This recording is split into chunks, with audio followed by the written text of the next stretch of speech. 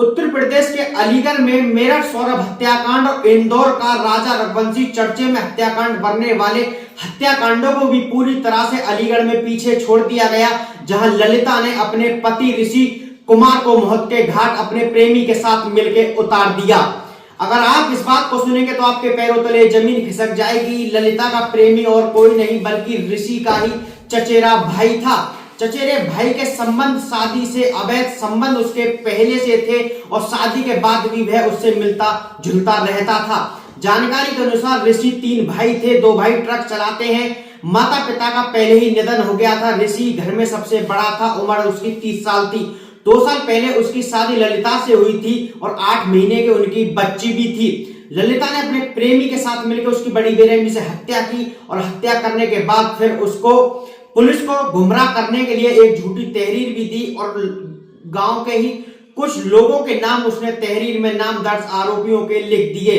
Police ने जब जांच गहराई से की तो पुलिस को पता चलता है कि किसी प्रकार की बाहर के लोगों से कोई रंजिश नहीं है, बल्कि रंजिश तो घर में ही चल रही है।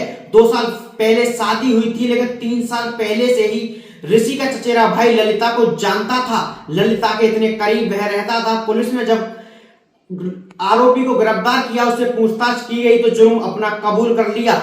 पत्नी ने बताया, ऋषि की पत्नी ललिता ने पुलिस को जानकारी देते हुए बताया कि ये हमारे रास्ते में आ रहा था, इसलिए हमने इसकी हत्या की।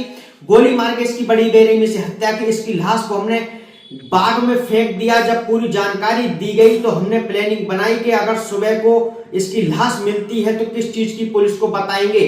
तो एक मोबाइल चोरी का आरोप ऋषि के ऊपर लगा दिया कि कुछ लोगों का ऋषि ने कुछ समय पहले मोबाइल चुरा लिया था, उसे जान से मारने की धमकी दी गई थी, इसलिए उन लोगों ने ही गोली मार के इसकी हत्या कर दी। लेकिन पुलिस खुलासे में ये सब खुलासे धरे के धरे रह गए। दोनों आरोपियों को पुलिस ने गिरफ्तार कर लिया, कार्रवाई कर जेल भेज दिया है। Bureau report, India crime news, मैं मनीष ठाकुर। देखिए, थाना गंगेरी क्षेत्र से 18 जून सुबह ये सूचना प्राप्त हुई थी कि एक ऋषि नाम के व्यक्ति का शव वहां पे मिला है। तो इस सूचना के आधार पर थाना पुलिस फील्ड यूनिट और क्रिमिनल इंटेलिजेंस विंग देहात द्वारा और सभी वरिष्ठ अधिकारियों द्वारा मौके पर पहुंच के मौका मुआयना किया गया, आवश्यक साक्ष्यों का संकलन किया गया। तहरीर प्राप्त कर सुसंगत धाराओं में 175/25 थाना गंगेरी पर एक मुकदमा पंजीकृत किया गया।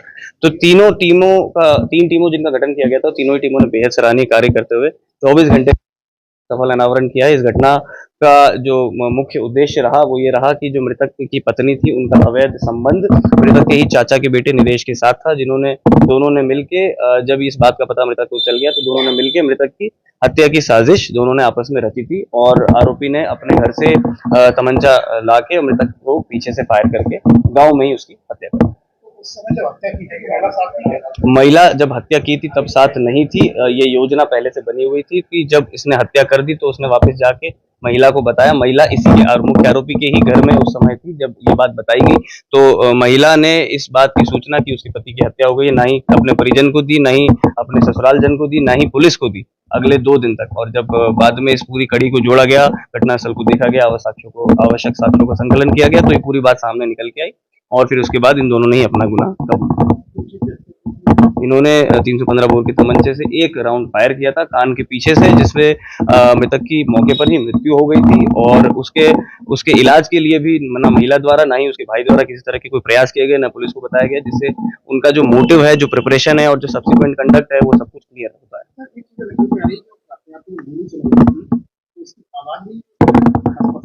नहीं, ऐसा कुछ नहीं, क्योंकि ये देर रात का 1-1:30 बजे का देर रात का मामला है और इन्होंने आपस में उससे पहले शराब भी पी थी। तो कुछ घंटे तक जो मुख्य आरोपी था तो मृतक के साथ उससे पहले से था, तो उसने समय और जो स्थल है वो देख के, इस तरह से देख के ही ये घटना कारित की, जिससे कि कोई और इस चीज को देख ना।